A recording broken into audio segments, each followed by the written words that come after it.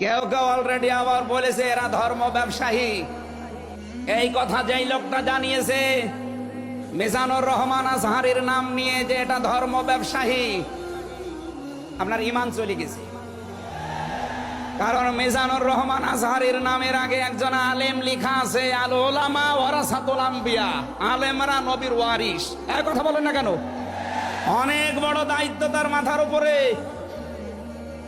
নবীজি জানিয়েছেন আনা খাবাল খাতামান নাবিয়্যিন আলা নাবিয়্যা বাদি, আমি শেষ নবী, আমার পরে কোনো নবী নেই। এ কথার ভেতর একটা ইঙ্গিত আছে, নবী শেষ, তারপরে নবী নেই।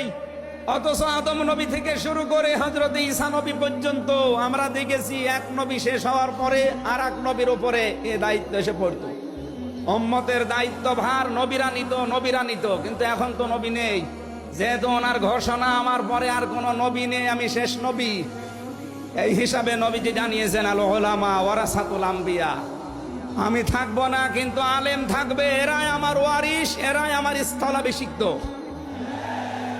নবীর উপরে কথা বললে যেমন আমল আখলাক আল্লাহ নষ্ট করে দেয়, আলেমদের বিরুদ্ধে আলেমদের উপরে কারো যদি কথা যায় তার পেছনের আল্লাহ সব নষ্ট করে দেবে। অহুম লা ইয়াশউরুন, কখন যে নষ্ট হয়ে যাবে আপনি টেরও পাবেন না। এই জন্যে সীমা লঙ্ঘন করা যাবে না, কথা এবং আচরণে আপনারা সাবধান থাকবেন।